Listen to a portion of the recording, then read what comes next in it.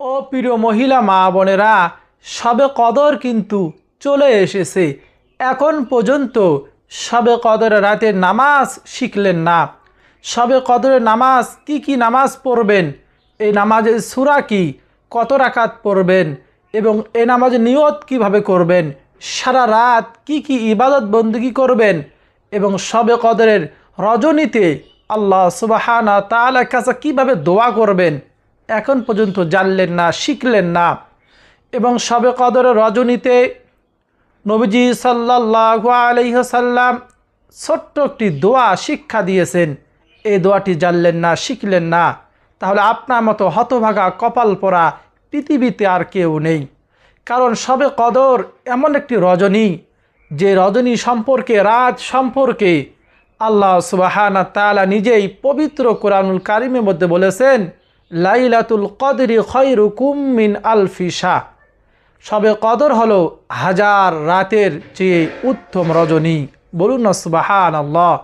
ও প্রিয় মহিলা মা বোনেরা, শবে কদর রাতে আপনারা কত রাকাত নামাজ পড়বেন এবং কোন সূরা দিয়ে নামাজ পড়বেন, নামাজের নিয়ত কিভাবে করবেন, এক কথায় একেবারে মাগরিব থেকে ফজর পর্যন্ত কি ইবাদত বন্দেগী করবেন, 4 রাকাত পর পর কোন দোয়াগুলো পাঠ করবেন, কোন জিকির আজকারগুলো করবেন, দরুদ শরীফ ইস্তেগফার পাঠ করবেন, নবীজির শিখানো ছোট্ট দোয়াটি কি আপনাদেরকে বলে দেব ইনশাআল্লাহ। আপনারা যদি আজকে ভিডিওটি দেখেন এবং শোনেন, আপনাদের শবে কদর রাতে নিয়ে আর কাউকে জিজ্ঞাসা করতে হবে না যে কিভাবে রাতে ইবাদত করবেন। সকল বিষয় আপনি জানতে পারবেন ইনশাআল্লাহ। ও প্রিয় মহিলা মা বোনেরা, শবে কদর কিন্তু চলে এসেছে। শবে কদর কবে? শবে কদর হলো পবিত্র মাহে রমজানে শেষ দশকে রহমত, মাগফিরাত, নাজাত 3 ভাগে পবিত্র মাহে রমজান বিভক্ত। আমাদের মাঝখান থেকে রহমত চলে গেছে, মাগফিরাত চলতেছে, আগামীকাল থেকে নাজাত শুরু হবে। এই শেষ দশকে নবীজি সাল্লাল্লাহু আলাইহি ওয়াসাল্লাম বলেছেন, বেজোড়া রাতগুলোতে শবে কদর তালাশ করার জন্য আমরা যদি 5টি রাত ইবাদত করতে পারি, আমাদের শবে কদর নসিব হবে। এবং আমাদের শবে কদর যদি পেয়ে যাই, আমরা কত সৌভাগ্যবান হব, আপনি জানলে অবাক হয়ে যাবেন। আল্লাহ সুবহানাহু ওয়া তাআলা হাজার হাজার রাত ইবাদত বন্দেগী করলে যে পরিমাণ সওয়াব আমরা পেতাম, একটি রাত ইবাদত করলে সম পরিমাণ সওয়াব আল্লাহ তাআলা আমাদেরকে দান করবেন। এই একটি রাত ইবাদত করতে পারলে আল্লাহ সুবহানাহু ওয়া তাআলাকে রাজি খুশি করার জন্য এই সওয়াব আমরা পাব। তাই শুধু নয়, এই শবে কদর রজনীতে আল্লাহ সুবহানাহু ওয়া তাআলার কাছে যে দোয়া করব, সেই দোয়াই আল্লাহ তাআলা কবুল করবেন। হাদিসে এসেছে, এ রাতে আল্লাহ সুবহানাহু ওয়া তাআলা সূর্য ডোবার পর থেকেই পৃথিবীর নিকটতম আকাশে নেমে আসেন এবং বলেন, ও আমার বান্দারা কে আসো, নিজের জীবনের সমস্ত গুনাহ থেকে ক্ষমা প্রার্থনাকারী, আমার কাছে ক্ষমা চাও, আমার কাছে মাফ চাও, আমি তোমার জিন্দিগির গুনাহগুলো মাফ করে দেব। বলুন না সুবহানাল্লাহ। কে আসো অভাব অনটনের মধ্যে, আমার কাছে চাও, আমি অভাব অনটন দূর করে দেব। কে আসো ঋণগ্রস্ত, আমার কাছে চাও, আমি ঋণ পরিশোধ করার ব্যবস্থা করে দেব। বলুন না সুবহানাল্লাহ। এভাবে আল্লাহ সুবহানাহু ওয়া তাআলা আমাদের বিভিন্ন প্রয়োজনীয় কথা উল্লেখ করে ফজরের আগ পর্যন্ত আমাদেরকে আহ্বান করতে থাকেন, ডাকতে থাকেন। বলুন না সুবহানাল্লাহ। আমাদের জন্য সুবর্ণ সুযোগ। এমনিতেই রহমত, মাগফিরাত, নাজাতের মাস, গুনাহ মাফের মাস, আবার পবিত্র শবে কদরের রজনী। বলুন না সুবহানাল্লাহ। হাদিসে এসেছে, এই শবে কদর রজনীতে আল্লাহ সুবহানাহু ওয়া তাআলা কোরআনকে নাজিল করেছেন। পবিত্র কোরআনুল কারীমের নাজিলের রাত হলো শবে কদরের রাত। এজন্য আপনাদের মন গড়া নামাজ, মন গড়া ইবাদত করলে হবে না। শবে কদর রাতের ইবাদত সম্পর্কে জানতে হবে, কি ইবাদত করবেন তা জানতে হবে। শবে কদর 5টি রাত, অর্থাৎ 20 রমজান দিবাগত রাত হলো 21 রমজানের রাত। আগামীকাল মঙ্গলবার সারা দিন গেলে যে রাত হবে সে রাত হলো 21শে রমজানের রাত, বেজোড়া রাত। এ রাতে ইবাদত করতে হবে। আর তারপর হলো 22শে রমজান দিবাগত রাত, এই বেজোড়া রাতে ইবাদত করতে হবে। 24শে রমজান দিবাগত রাত, এ রাতে ইবাদত করতে হবে। 26শে রমজান দিবাগত রাত, এ রাতে ইবাদত করতে হবে। এবং 28শে রমজান দিবাগত রাত, এই বেজোড়া রাত 5টি রাত ইবাদত করতে হবে। তাহলে আমাদের শবে কদর আমাদের নসিব হবে। বলুন না সুবহানাল্লাহ, আল্লাহু আকবার। ও প্রিয় মহিলা মা বোনেরা, এই শবে কদরের রাতে আপনাদের একেবারে মাগরিব থেকে ফজর ওয়াক্ত হওয়া আগ পর্যন্ত কি কি ইবাদত করবেন, কি কি জিকির করবেন, কি কি দোয়াদুত পড়বেন, কিভাবে মোনাজাত করবেন, আমি একেবারে রুটিন বলে দেব। আপনারা এইভাবে আমল করতে পারবেন। শুধু আমার জন্য একটু এই শবে কদর রজনীতে দোয়া করবেন, এতটুকু আমি কামনা করি। আল্লাহ তাআলা যেন আপনাকে আমাকে এই রাতে ইবাদত করার তৌফিক দান করেন এবং খাস করে আমার জন্য দোয়া করবেন। চলুন তাহলে আমরা এই ইবাদত সম্পর্কে জেনে নেই। হাদিসে এসেছে শবে কদরের রাতে নির্দিষ্ট কোনো নফল নামাজ, নফল ইবাদতের উল্লেখ নেই। এজন্য আমাদের বুজুর্গণের দিন এবং হাদিসে যেগুলো নফল নামাজ, জিকির আজকার এরকম রয়েছে, আমাদের উলামায়ে কেরাম বুজুর্গণের দিনরা পড়েছেন, সে নামাজগুলো, সে ইবাদতগুলো আজ আপনাদের সামনে আমি ধারাবাহিকভাবে তুলে ধরব, যাতে আপনাদের জন্য গোটা রাত এই ইবাদতগুলো করতে সহজ হয়, কোনো অসুবিধা না হয়। আমি সহজ নিয়মগুলো বলে দেব। প্রথম জেনে নেই নবীজি সাল্লাল্লাহু আলাইহি ওয়াসাল্লাম এই শবে কদর রাতে কোন দোয়াটি বেশি বেশি পড়তে বলেছেন। হযরত আম্মাজান আয়েশা রাদিয়াল্লাহু তাআলা আনহা নবীজি সাল্লাল্লাহু আলাইহি ওয়াসাল্লামকে প্রশ্ন করলেন, ইয়া রাসূলুল্লাহ, ইয়া হাবিবাল্লাহ, আমরা যদি শবে কদর পেয়ে যাই এ রাতে কোন দোয়াটি পাঠ করব? নবীজি সাল্লাল্লাহু আলাইহি ওয়াসাল্লাম বললেন, ও আয়েশা শোনো, শবে কদরের রজনীতে এ রাতে তোমরা বেশি বেশি পাঠ করবা, আল্লাহুম্মা ইন্নাকা আফুউন তুহিব্বুল আফওয়া ফাফু আন্নি। আবারও বলতেছি, আমার সঙ্গে পাঠ করার চেষ্টা করবেন। ছোট্ট একটি দোয়া, কিন্তু ফজিলত অনেক অনেক বেশি। আল্লাহুম্মা ইন্নাকা আফুউন তুহিব্বুল আফওয়া ফাফু আন্নি। এইভাবে এই দোয়াটি মুখস্থ করে এই বেজোড়া রাতগুলোতে এক কথায় শেষ দশকে আমরা দোয়াটি বেশি বেশি পাঠ করব, আমল করব ইনশাআল্লাহ। এখন আমরা শবে কদরের নামাজ সম্পর্কে আলোচনা করব, জিকির আজকারগুলো সম্পর্কে আলোচনা করব। ও প্রিয় মহিলা মা বোনেরা, শবে কদর রাতে আপনারা মাগরিবের নামাজের পর থেকে ইবাদত শুরু করবেন। যেহেতু হাদিসে এসেছে মাগরিবের নামাজের পর সূর্য ডুবার পর থেকে আল্লাহ তাআলা পৃথিবীর নিকটতম আকাশে নেমে আসেন। এজন্য মাগরিব থেকে আমাদের ইবাদত শুরু করতে হবে।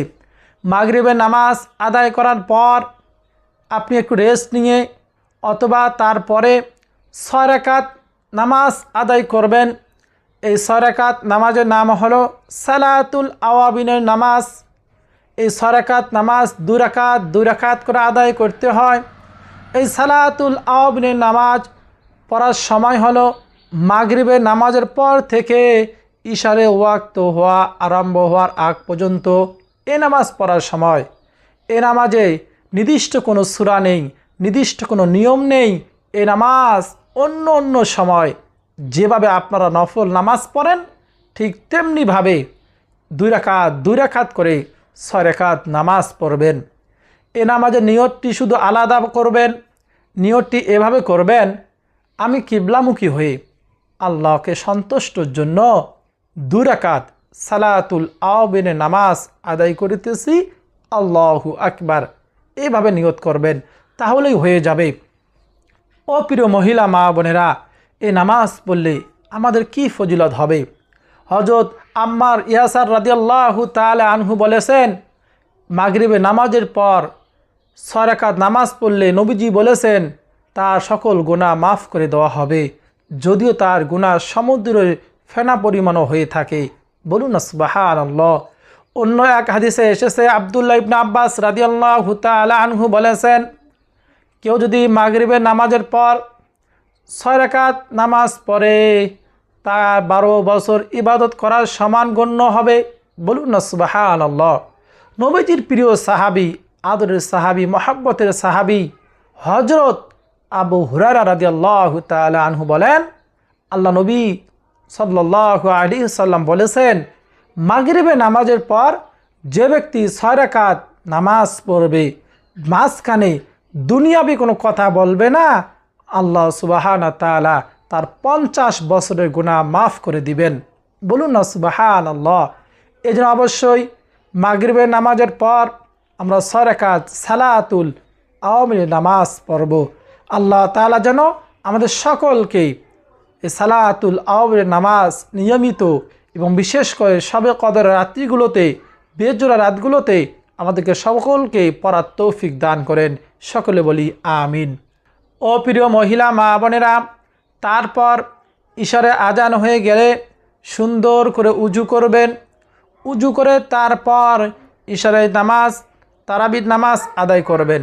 বেতিরের নামাজ দেরিতে পড়বেন, যেহেতু সারা রাত ইবাদত করবেন, এজন্য বেতিরের নামাজ দেরিতে পড়বেন। তারপর আপনি দাঁড়িয়ে যাবেন 2 রাকাত সালাতুত তাওবা নামাজ পড়ার জন্য। দেখেন, আমাদের গুনার কোনো শেষ নেই। যেদিকে তাকাই শুধু গুনাহ আর গুনাহ। প্রতিটি সেকেন্ডে, প্রতিটি মুহূর্তে আমরা গুনাহ করতেছি। এত গুনাহ করার সত্ত্বেও আমরা আল্লাহ তাআলার কাছে ক্ষমা চাই না, মাফ চাই না। যেহেতু পবিত্র মাহে রমজান মাস, গুনাহ মাফের মাস, এই মাসে আল্লাহ তাআলার কাছে সমস্ত জীবনের গুনার জন্য মাফ চাইব, তওবা করব। এই জন্য তওবার 2 রাকাত নামাজ পড়বেন। এই তওবার নামাজ পড়ার জন্য নির্দিষ্ট কোনো নিয়ম নেই।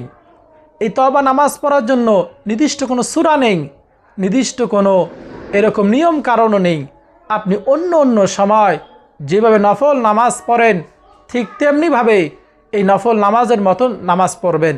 শুধু নিয়তটি এভাবে করবেন, আমি 2 রাকাত তওবা নামাজ পড়িতেছি, আল্লাহু আকবার। আমি 2 রাকাত তওবা নামাজ পড়িতেছি, আল্লাহু আকবার। তারপর আপনি জিকির আজগার করবেন, দরুদ শরীফ ইস্তেগফার পাঠ করবেন। এগুলো আপনাকে বলে দেব একটু পর। এইভাবে তারপর মোনাজাত করবেন। মোনাজাত করার নিয়ম, নবীজি কিভাবে মোনাজাত করতে বলেছেন। আমরা অনেকেই সারা জীবন দোয়া করতেছি, মনে করতেছি আমাদের দোয়া কবুল হতেছে না। দোয়া কবুল হবে আবার কিভাবে?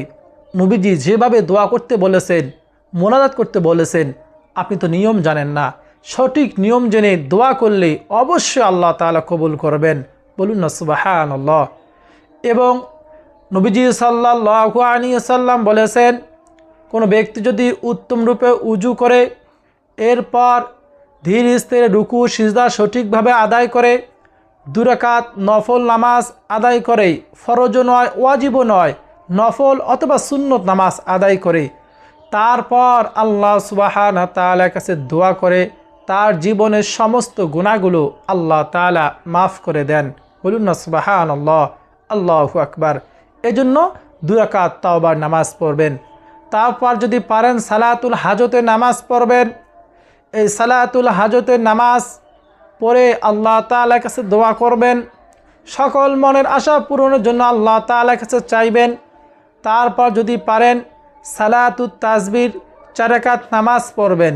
এই নামাজ কিভাবে পড়বেন সম্পূর্ণ নিয়ম কারণ আমি আমার এই চ্যানেলে আরেকটি ভিডিও আপলোড দেওয়া রয়েছে, আমি এখানে বলে দিছি, নামাজের নিয়ম বলে দিছি।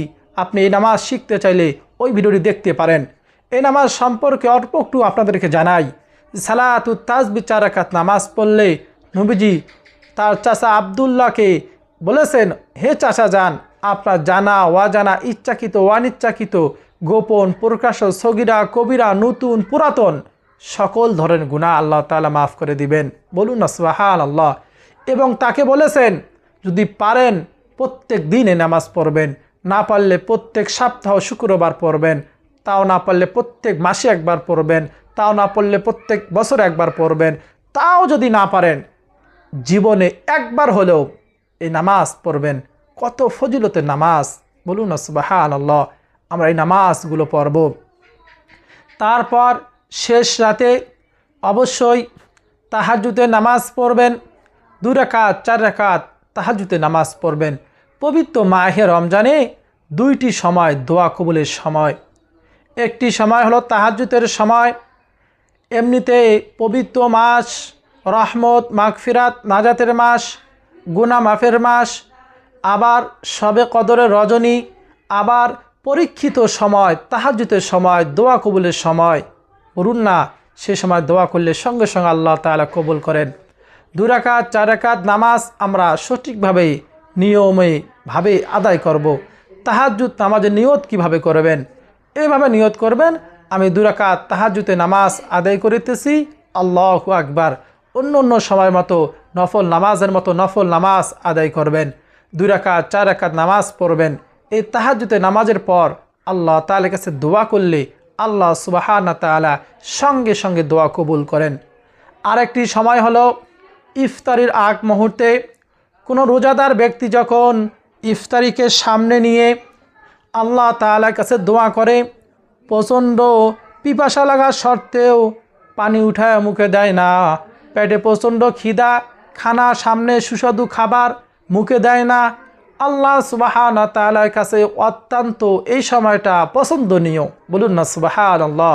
আল্লাহ সুবহানাহু ওয়া তাআলা ফেরেশতাদেরকে ডেকে বলেন, ও আমার ফেরেশতারা, দেখো এই বান্দাদেরকে বানাতে, সৃষ্টি করতে তোমরা নিষেধ করেছো। দেখো এই বান্দারা সারাদিন অনাহারে থেকে প্রচণ্ড পিপাসা খিদা, সামনে খাবার মুখে দেয় না, আমার হুকুমের অপেক্ষা রয়েছে। বলুন না সুবহানাল্লাহ।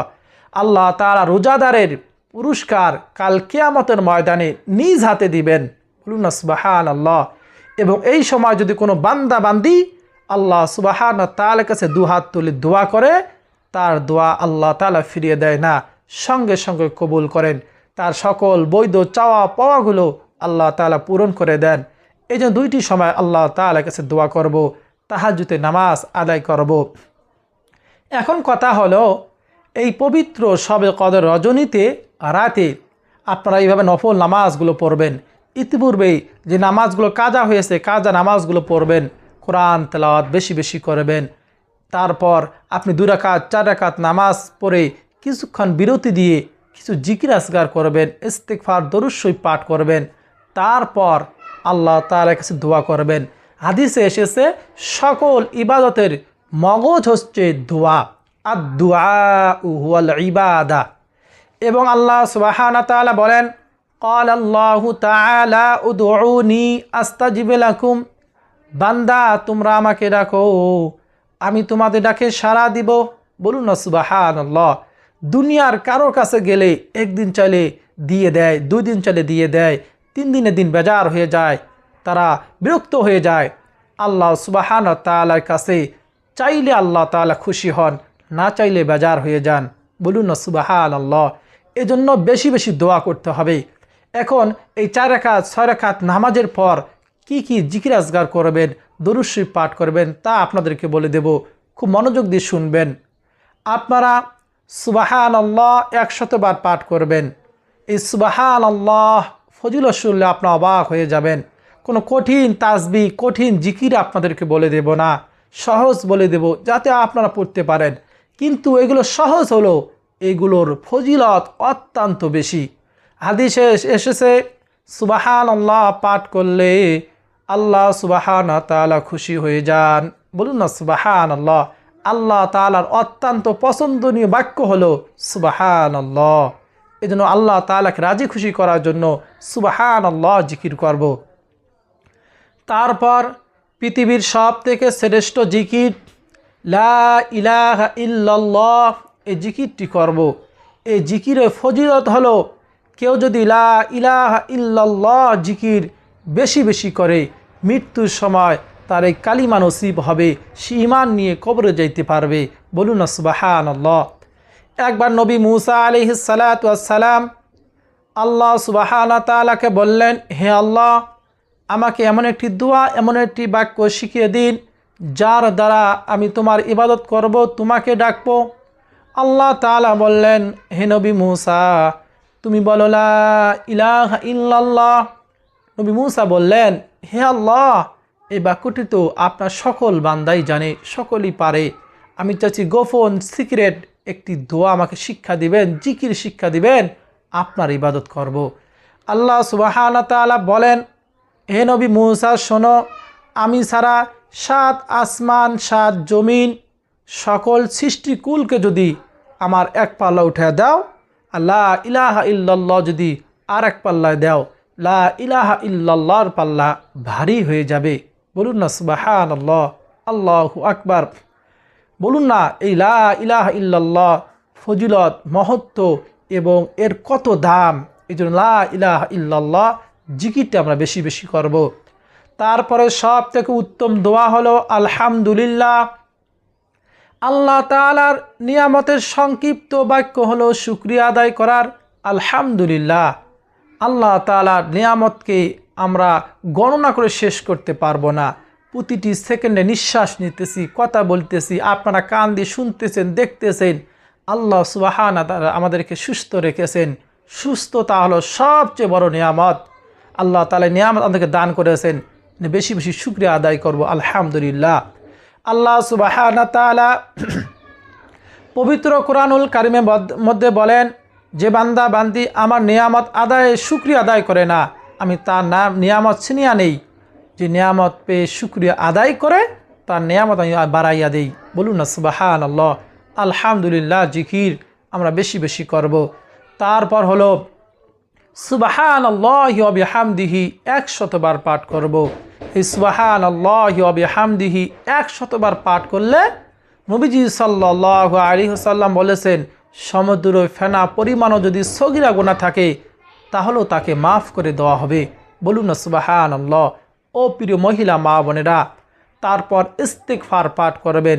সব থেকে ছোট ইস্তিগফার আস্তাগফিরুল্লাহ, হে আল্লাহ আমাকে ক্ষমা করুন। ইস্তিগফার এর ফজিলত জানলে আপনি অবাক হয়ে যাবেন। ইস্তিগফার সম্পর্কে আল্লাহ তাআলা নিজেই বলেছেন ইস্তিগফার বেশি বেশি পাঠ করার জন্য। নবীজি সাল্লাল্লাহু আলাইহি ওয়াসাল্লাম বলেন যে আমি দৈনিক 70 বারও অধিক তওবা ইস্তিগফার পাঠ করি, আল্লাহ তাআলার কাছে ক্ষমা চাই। ও প্রিয় মহিলা মা বোনেরা, আমাদের তো গুনাহের কোনো শেষ নেই। যে নবী একেবারে নিষ্পাপ, বেগুনা, মাসুম, আল্লাহ তাআলা তার সামনের আগের সমস্ত গুনাহ মাফ করে দিয়েছেন, সে নবীজি যদি প্রত্যেক দিন 70 বারও অধিক তওবা ইস্তিগফার পাঠ করতে পারে, আমাদের তো গুনাহের শেষ নেই। কত শতবার, লক্ষ কোটিবার আমাদের ইস্তিগফার পাঠ করা দরকার। আমরা ইস্তিগফার পাঠ করি না, অবশ্যই ইস্তিগফার পাঠ করব।